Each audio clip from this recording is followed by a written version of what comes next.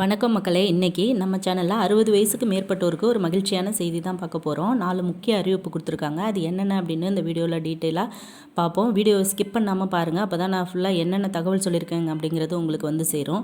60 வயசுக்கு மேலே உள்ளவங்களுக்கு ஒரு ஜாக்பாட் அப்படின்னு தான் சொல்லலாம். எல்லாருக்குமே ஒரு குஷியான நியூஸ். 60 வயசுக்கு மேற்பட்டவங்க ஏற்கனவே ஓஏபி பணம் வாங்கிட்டு இருந்திருப்பீங்க. ஓஏபி பணம் அப்படின்னாக்கா ஓல்டு ஏஜ் பென்ஷன் அப்படின்னு சொல்லுவாங்க. அது 1200 கொடுத்துட்ருக்காங்க.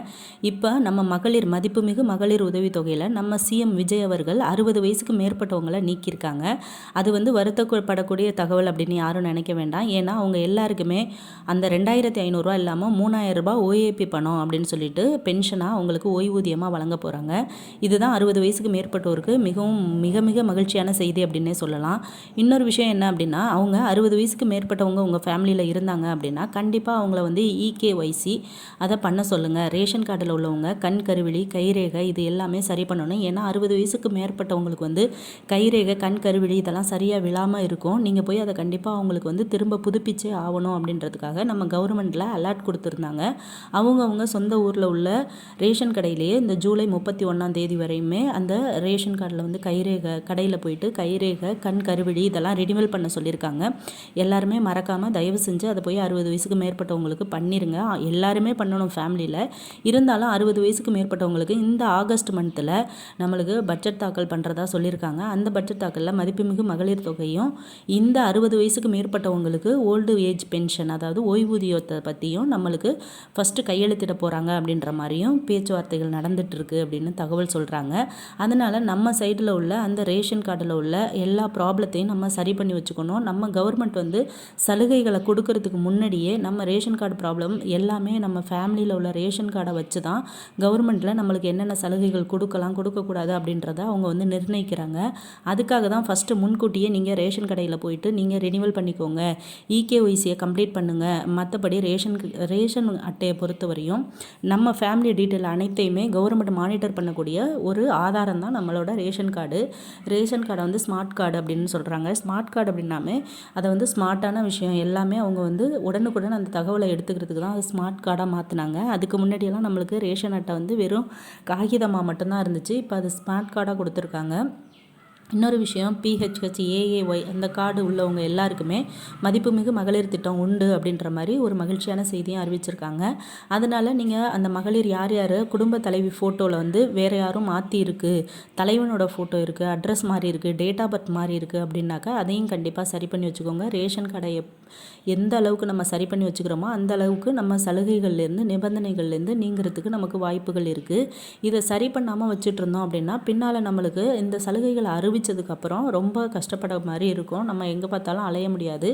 அதனால் ஏற்கனவே நீங்கள் அதை சரி பண்ணி வச்சுக்கோங்க. ரேஷன் கடையில் அரிசி பருப்பு இது மட்டும் வாங்குறதுக்கு தான் ரேஷன் கார்டு அப்படின்ற மாதிரி யாரும் நினைக்க வேண்டாம். கண்டிப்பாக அந்த ரேஷன் கார்டை வச்சு தான் நம்ம ஃபேமிலி எல்லாத்தையுமே அவங்க மானிட்டர் பண்ணிகிட்ருக்காங்க. அப்படின்ற பட்சத்தில் நம்ம வருமான வரி கட்டுறோமா, எந்த அளவுக்கு எல்லாரும் யார் என்னென்ன வேலை செய்கிறோம் அப்படின்றத வரையும், கூலி வேலை செய்கிறோமா, கவர்மெண்ட் ஜாப்பில் இருக்கோமா, ப்ரைவேட் ஜாப்பில் இருக்கோமா, எம்என்சி கம்பெனியில் வரையும் வேலை செய்கிறோமா அப்படின்றத எல்லாத்தையுமே அவங்க வந்து கவனிச்சுட்டு தான் இருப்பாங்க. அதனால தான் எல்லாருமே ரேஷன் கார்டை வந்து கண் கருவிழி அவங்க வந்து உயிரோடு இருக்காங்களா, அவங்க வந்து வேலை செஞ்சிட்ருக்காங்களா அப்படின்றத அவங்க வந்து மானிட்டர் பண்ணுறதுக்காக தான் நம்ம ரேஷன் கார்டில் உள்ள நபர்கள் அனைத்து பேரையுமே வந்து கண் கருவிழி கைரேகை எல்லாத்தையுமே பண்ண சொல்கிறாங்க. மற்றபடி ரேஷன் பொருட்கள் வந்து பொங்கலுக்கு வந்து வேஷ்டி புடவை இதெல்லாம் கொடுப்பாங்க ரேஷனில். அதுக்கு எல்லாமே அந்த காலத்தில் கிட்டத்தட்ட ஒரு 10 வருஷத்துக்கு முன்னாடி இதுக்கு மட்டுமே தான் ரேஷன் கார்டு யூஸ் பண்ணிக்கிட்டு இருந்தாங்க. வேறு எதுவுமே ரேஷன் கடையில் கொடுக்குற பொருட்கள் மட்டும்தான் வாங்குறதுக்கு யூஸ் பண்ணாங்க. மற்றபடி எந்த ஒரு திட்டங்களோ நலத்திட்டங்களோ இது எல்லாத்துக்கும் ரேஷன் கார்டு யூஸ் பண்ணாமல் தான் இருந்தாங்க. ஆனால் இப்போ வந்து ரேஷன் கார்டு வந்து எல்லாத்துக்குமே ஒரு ஆதாரமாக அமைஞ்சு போச்சு. நம்மளுக்கு வந்து மதிப்புமிகு மகளிர் திட்டம் கொடுக்கறதுக்கும் அது ரேஷன் கார்டு ஒரு பெரிய ஆதாரமாக இருக்குது. முக்கிய ஆதாரமாக அரிசி பருப்பு ஆயில் எல்லாமே வந்து ஒரு முக்கிய ஆதாரமாக ரேஷன் கார்டை வச்சு தான் எல்லாமே கொடுக்குறாங்க. அது ஸ்மார்ட் கார்டாகவும் வச்சுருக்காங்க. இன்னொரு விஷயம் என்னென்னா, ஆகஸ்ட் மந்த் வந்து நம்ம சிஎம் அவர்கள் வந்து ஒரு முக்கியமான 4 விஷயங்களில் கையெழுத்திட போகிறாங்க அப்படின்ற மாதிரியும் ஒரு முக்கியமான நல்ல விஷயம் வந்து வெளியாக இருக்குது அப்படின்ற மாதிரியும் சொல்லியிருக்காங்க. அதில் முதல்ல மதிப்புமிகு மகளிர் திட்டம், அடுத்து 60 வயசுக்கு மேற்பட்டவங்களுக்கு இந்த ஓஏபின்னா ஓல்டு ஏஜ் பென்ஷன் அப்படின்றது வந்து 3000 ரூபா கொடுக்கறதுக்கான பேச்சுவார்த்தைகளும் நடந்துகிட்ருக்கு அப்படின்ற மாதிரியும் நம்மளுக்கு தகவல் வெளியாகிட்டுருக்கு. அது எந்த அளவுக்கு சாத்தியம் எந்த அளவுக்கு உண்மை அப்படின்றது அந்த மந்த்து ஆகஸ்ட் மந்த்து 5ஆம் தேதி எல்லாருக்குமே அந்த அறிவிப்பு வந்த உடனே நம்ம சேனலில் நான் வீடியோ அப்டேட் பண்ணுறேன். இப்போ தான் நம்ம சேனலை ஃபஸ்ட் டைம் பார்க்குறீங்கன்னா கண்டிப்பாக சேனலை சப்ஸ்கிரைப் பண்ணி பக்கத்தில் இருக்க பெல் ஐக்கானையும் கிளிக் பண்ணிக்கோங்க. அப்போ தான் நான் உடனுக்குடனே போடுற மத்திய மாநில அரசு கொடுக்கக்கூடிய நலத்திட்டங்கள், இலவசங்கள் இதை பற்றின வீடியோ தான் அப்டேட் பண்ணுறேன். உடனுக்குடனே உங்களுக்கு வந்து சேரும். பயனுள்ள தகவலாக இருக்கட்டும்னு நான் வீடியோ போடுறேன். ஓகே, அடுத்து என்ன அப்படின்னா, ரேஷன் கடையில் பொறுத்த வரையும் ஆல்ரெடி தாய் மாணவர் திட்டம் அப்படின்னு சொல்லிட்டு 65 வயசுக்கு மேலே உள்ளவங்களுக்கு வீடு வீடாக ரேஷன் பொருட்களை வந்து கொடுக்கறது செஞ்சிட்டு இருந்தாங்க. இப்போ வந்து 60 வயசுக்கு மேற்பட்டவங்களுக்கே அதை கொடுக்கறதா நம்மளுக்கு அறிவிப்பு கொடுத்துருக்காங்க. 60 வயசுக்கு மேற்பட்டவங்களுக்கு அந்த தாய்மானவர் திட்டம்னு ஆல்ரெடி இருந்த 65 வயசுக்கு மேலே உள்ளவங்களுக்கு எல்லா ரேஷன் பொருட்கள், அந்த சென்ட்ரல் கவர்மெண்ட் கொடுக்கக்கூடிய, மத்திய அரசு கொடுக்கக்கூடிய 35 கிலோ அரிசி, இது எல்லாமே வீட்டில் கொண்டுட்டு தான் அவங்களால நடக்க முடியாது, வரிசையில் நிற்க முடியாதுன்னு வீட்டில் கொடுத்துட்டு இருந்தாங்க. அது தாய்மானவர் திட்டம் அப்படின்னு சொல்லிட்டு இருந்தாங்க. இப்போ வந்து அது 60 வயசுக்கு மேலே உள்ளவங்களுக்கு ஃபஸ்ட்டு கொடுப்பாங்க. அடுத்து எல்லாருக்குமே வீடு வீடாக ரேஷன் பொருட்கள் வந்து விநியோகிக்கப்படும். யாரும் ரேஷன் கடையில் போய் அதிக நேரம் நிற்க தேவையில்லை, யாரும் லைனில் நிற்க வேண்டியதில்லை அப்படின்ற மாதிரி நம்மளுக்கு சிஎம் சொல்லியிருக்காங்க. ஆல்ரெடி இது வந்து தேர்தல் அறிக்கையில் அவங்க கொடுத்தது தான். இதை சீக்கிரமே ஆகஸ்ட் மந்தில் பட்ஜெட் தாக்கலில் இந்த விஷயங்களும், இந்த போக்குவரத்து துறை பேருந்து, இலவச பேருந்துக்கும் கையெழுத்திட போகிறதா தகவல்கள் வெளியாகிட்டு இருக்கு. இது எந்த அளவுக்கு உண்மை அப்படின்னா, ஆகஸ்ட் மந்த்து பட்ஜெட் தாக்கலப்போ கையெழுத்திடும் போது நம்மளுக்கு எல்லாருக்குமே தெரிய வரும். அது என்னென்ன அப்படின்றத நான் நம்ம சேனலில் அடிக்கடி வீடியோ அப்டேட் பண்ணுறேன். நிறைய பேர் சொல்கிறீங்க, ரேஷன் கடையில் போயிட்டு ரேஷனில் பாமாயில், கோதுமை, அரிசி இதெல்லாம் வாங்கும்போது என்னோடய ரேஷன் கார்டு வந்து நாட் அவைலபிள்னு சொல்கிறாங்க அப்படின்னு சொல்கிறீங்க. நாட் அவைலபிள் அப்படின்னா ஒன்றும் இல்லை, அது வந்து இன்ஆக்டிவேட்டில் இருக்குது. அந்த ரேஷன் கடையிலேயே இந்த கார்டு வந்து எதனால் நாட் அவைலபிள்னு வருது அப்படின்னு சொன்னீங்கன்னா, யாராவது உங்கள் ஃபேமிலியில் உள்ளவங்க வந்து ரினியூவல் பண்ணாமல் இருப்பாங்க. அதை ரினியூவல் பண்ணிக்கோங்க, அது பயப்பட தேவையில்லை. அதுக்கப்புறம் ஆக்டிவேட் ஆயிரும், அது நாட் அவைலபிள் வராது. அதுக்கப்புறம் தமிழகம் முழுவதும் சுமார் 37,328 ரேஷன் கடைகள் செயல்பட்டு வருகின்றன. இவற்றின் மூலமாக 2,28,00,000க்கும் அதிகமான குடும்ப அட்டைகளுக்கு விலையில்லா அரிசி, சர்க்கரை, கோதுமை, பாமாயில் மற்றும் துவரம்பருப்பு போன்ற அத்தியாவசிய பொருட்கள் வழங்கப்பட்டு வருகின்றன. இதன் மூலம் சுமார் 7 கோடி மக்கள் பயனடைந்து வருகின்றனர். அதாவது தமிழகம் முழுவதுமே சுமார் 37,328 ரேஷன் கடைகள் செயல்பட்டு வருதுன்னு சொல்கிறாங்க. 2,28,00,000க்கும் அதிகமான குடும்ப அட்டைகள் விலையில்லா அரிசி, சர்க்கரை இதெல்லாம் வழங்கிட்டு இருக்கோம் அப்படின்ற மாதிரியும் கவர்மெண்ட் தரப்புலேருந்து சொல்கிறாங்க. இன்னமுமே கிட்டத்தட்ட 60 லட்சம் ரேஷன் கார்டுக்கு மேலே நம்மளுக்கு அப்ளை பண்ணியிருக்காங்க அப்படின்ற மாதிரி கவர்மெண்ட் தரப்புலேருந்து சொல்லியிருக்காங்க. அந்த அட்டைகளில் 40,000 அட்டைகள் வந்து விநியோகிக்கப்பட்டுருச்சு அவங்கவுங்க வீட்டுக்கு. ஒரு சில ரேஷன் கார்ட்ஸ் வந்து இன்னும் அதில் வந்து பரிசீலனையில் இருக்குது. 6 கட்டமாக நாங்கள் அதை பரிசீலனை பண்ணுறோம். பரிசீலனை முடிஞ்சதும் எல்லா நிபந்தனைகளுக்கும் உட்பட்டு இருந்துச்சுன்னா அந்த ரேஷன் கார்டை நாங்கள் வழங்கிடுவோம் அப்படின்னு சொல்கிறாங்க. 2 வீக்ஸாகவே எல்லாருக்குமே ரேஷன் கார்டு வந்து வழங்கிட்டுருக்கோம் அப்படின்னும் சொல்கிறாங்க. அதே நேரத்தில் ரேஷன் கார்டு என்பது வெறும் பொருட்களை வாங்கும் அட்டை மட்டுமே கிடையாது. அரசின் நலத்திட்டங்கள் பலவற்றை பெறுவதற்கும் முதன்மையான அடையாளச் சான்றாக அதுவே திகழ்கிறது. இதனால்தான் பொதுமக்கள் புதிய கார்டுகளை பெறுவதில் மிக அதிக ஆர்வம் காட்டுகின்றனர். எல்லாருமே புதிய ரேஷன் கார்டு வாங்குறதுக்கு வந்து அது வந்து அடையாள அட்டையாக மட்டும் இல்லாமல், அரிசி, கோதுமை, பருப்பு இது மட்டும் வாங்குறதுக்கு இல்லாமல், அது வந்து ஃபேமிலி, அவங்கவுங்க ஃபேமிலி, அந்த தமிழ்நாட்டிலேயே நம்ம ஒரு ஃபேமிலி இருக்கோம் அப்படின்றத நம்மளை அடையாளப்படுத்துறதே அந்த ரேஷன் கார்டு தான். அந்த ரேஷன் கார்டை வச்சு தான் நம்ம ஃபேமிலியில் யார் யார் இருக்கோம், என்னென்ன பண்ணுறோம் அப்படின்றத மானிட்டர் பண்ணி அவங்க நலத்திட்டங்கள், நம்ம ஃபேமிலிக்கு என்னென்ன சலுகைகள், என்னென்ன இலவசங்கள், என்னென்ன திட்டங்களை செயல்படுத்தலாம் அப்படின்னு கவர்மெண்ட்லேருந்து கொடுக்குறாங்க.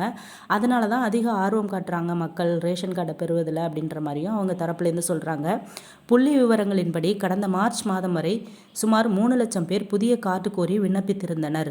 இதில் 21,000 மனுக்கள் தவிர மற்ற அனைத்து விண்ணப்பங்களும் ஏற்றுக்கொள்ளப்பட்டு பரிசீலனையில் வைக்கப்பட்டன. இதைத் தொடர்ந்து அடுத்தடுத்த மாதங்களில் மேலும் 3 லட்சம் விண்ணப்பங்கள் தமிழ்நாடு மின் ஆளுமைத்துறைக்கு வந்துள்ளன. இதன் காரணமாக தற்போது மொத்தம் சுமார் 6 லட்சம் விண்ணப்பங்கள் நிலுவையில் உள்ளன. 3 லட்சம் விண்ணப்பங்கள் தமிழ்நாடு மின் ஆளுமைத்துறைக்கு வந்திருக்கு அப்படின்னு சொல்கிறாங்க. இதில் வந்து 6 லட்சம் விண்ணப்பங்கள் நிலுவையில் இருக்குது அப்படின்னு சொல்கிறாங்க. கிட்டத்தட்ட அவங்க சொல்கிறது 9 லட்சம் விண்ணப்பங்கள் மட்டுமே இந்த ரேஷன் கார்டுக்கு கவர்மெண்ட்டுக்கு எல்லாரும் அனுப்பியிருக்காங்க அப்படின்ற மாதிரி சொல்கிறாங்க. அதையும் நாங்கள் பரிசீலனை பண்ணிகிட்டே தான் இருக்கோம். ஒவ்வொரு கட்டமாக அதை நிபந்தனைகளை நாங்கள் செக் பண்ணிகிட்டு இருக்கோம் அப்படின்னு சொல்கிறாங்க. ஒரே முகவரியில் பல கார்டுகள். இது குறித்து அரசு அதிகாரிகள் தரப்பில் கூறும்போது, முன்னதாக விண்ணப்பித்த 3 லட்சம் புதிய ரேஷன் கார்டுகளை அச்சடிக்கும் பணிகள் தற்போது தீவிரமாக நடைபெற்று வருகின்றன. ஆனால் அதற்கு பிறகு பெறப்பட்ட 3 லட்சம் விண்ணப்பங்கள் இன்னும் அடுத்த கட்ட பரிசீலனைக்கு வரவில்லை. பொதுவாக ஒருவருக்கு புதிய ரேஷன் கார்டு வழங்கப்பட வேண்டுமெனில் 7 முக்கிய வழிகாட்டு நெறிமுறைகள் பின்பற்றப்படுகின்றனர் என்று தெரிவித்தனர்.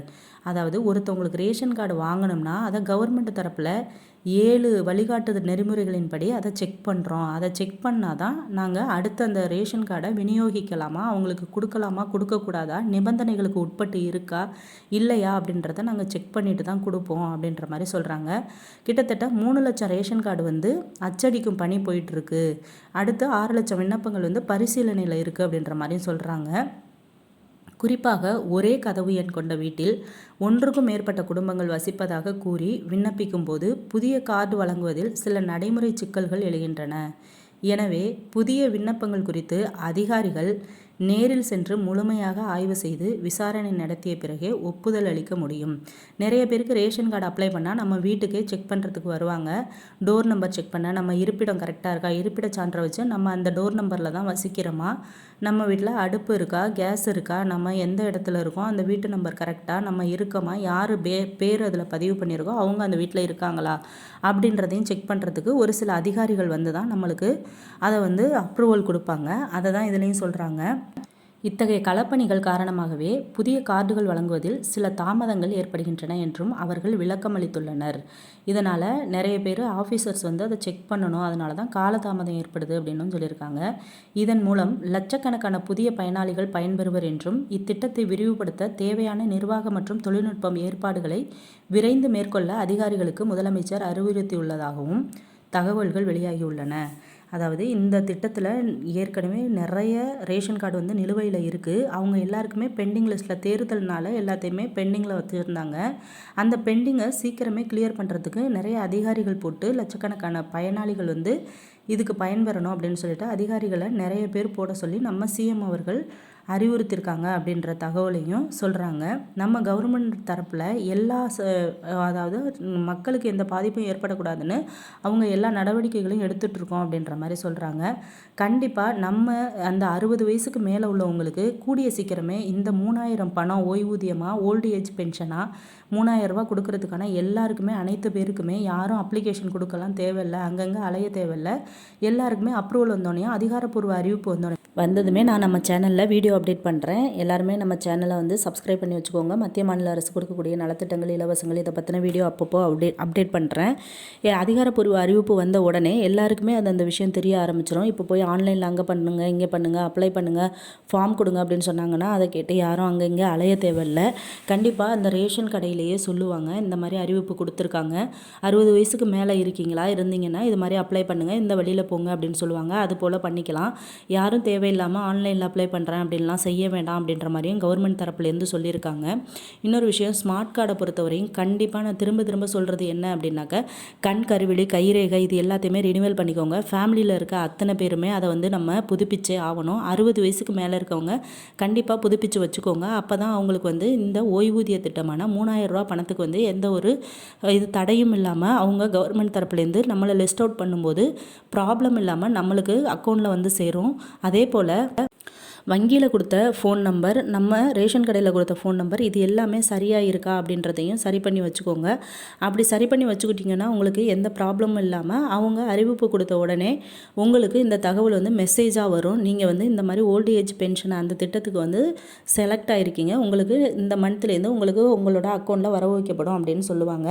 இன்றைக்கி நான் சொன்ன தகவல் உங்களுக்கு ரொம்பவே பயனுள்ளதாக இருந்திருக்கும் அப்படின்னு நினைக்கிறேன். இது பக்கத்தில் யாரும் தெரியாதவங்க யாரும் இருந்தாங்கன்னா இந்த வீடியோவை ஷேர் பண்ணுங்கள். அவங்களும் இதை தெரிஞ்சு அவங்களுக்கும் பயனளிக்கட்டும். ஓகே, இன்னொரு வீடியோவில் பார்ப்போம். நன்றி.